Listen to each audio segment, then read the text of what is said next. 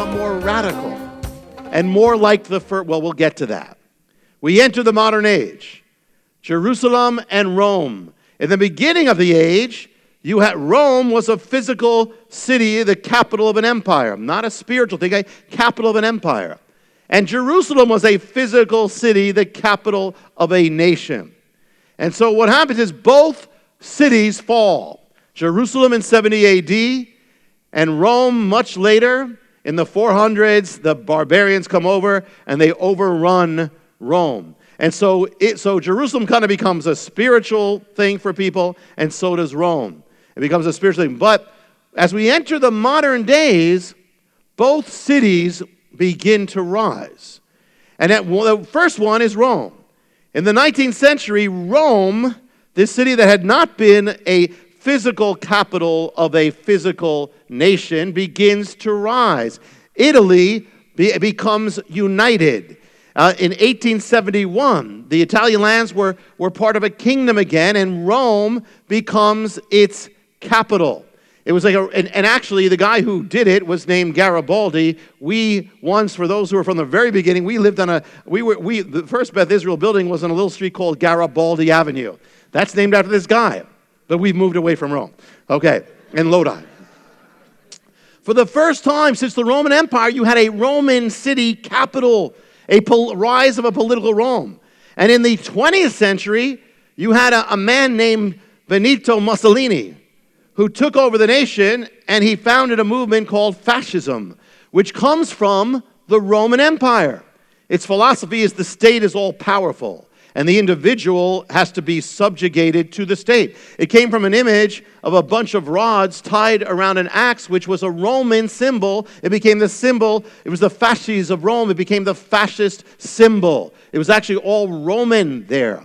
Mussolini made the city of Rome. He wanted to get the ancient Rome revived. He allied himself with Hitler to dominate the world. It was like the spirit of ancient Rome coming back. Mussolini was defeated. But then a new incarnation of the ancient empire started coming back. And this is prophetic because the Bible speaks, and we'll get to it, of a revived Roman Empire at the end of the age. So this is all part of the battle.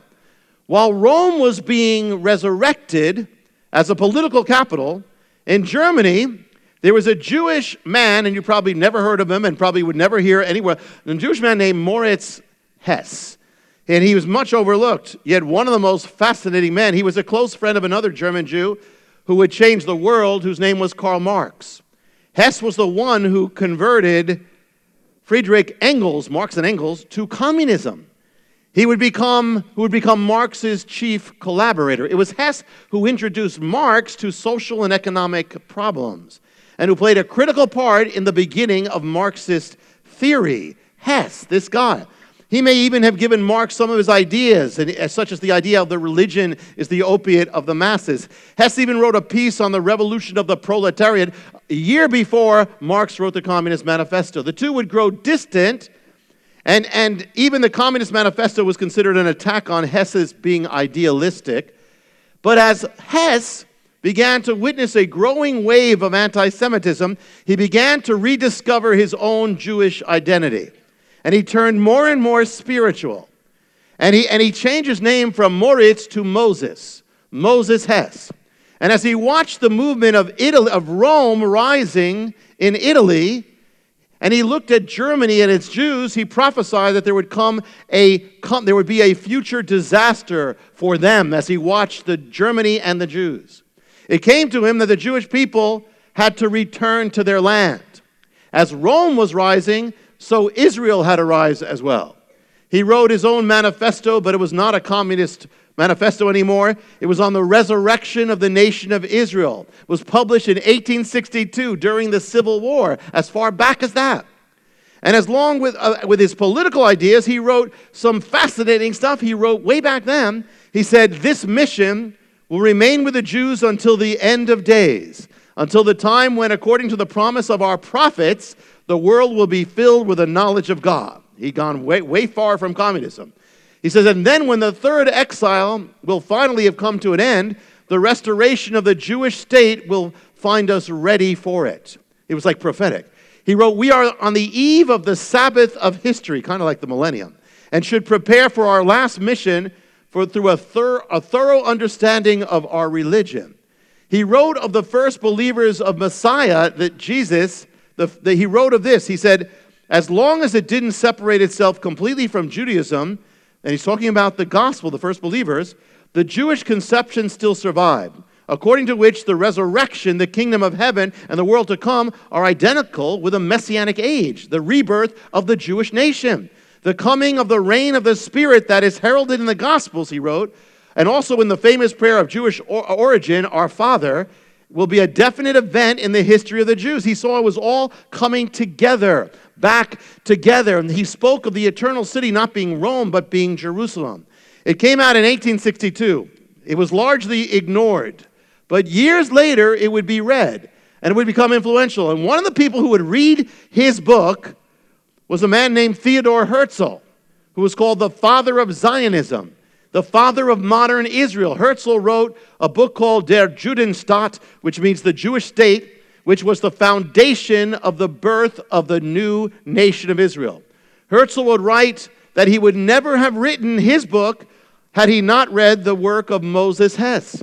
He would be honored, Moses Hess would be honored as one of the founders of the modern state of Israel.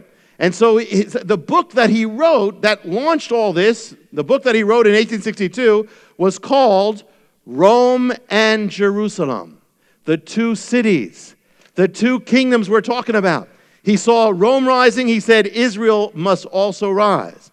It was Rome, therefore, that caused, in the ancient times, virtually every Jew in the world to be scattered to the ends of the earth. At the same time, Rome was being resurrected. A movement began to resurrect Israel, Zion, called Zionism. And the prophets foretold it. Messiah foretold it. It was all, Messiah said you'd be carried to all nations, so you'd be scattered to the ends of the earth. But it said that, the Bible said they will be returned, they will come back. And so now the Jewish people start returning. It's not just an idea, it's actually happening. God is doing it. They're coming back by land, by boat, by being smuggled in. In the 1880s, the first wave comes in, and they found a desert wasteland there. And the prophet said that this desert wasteland will become filled with life again, and so it did. The prophet said they would rebuild their ancient cities, so they did. You could even take it as that the language of Hebrew would be resurrected, and so it was. A nation rising from the dead for 2,000 years.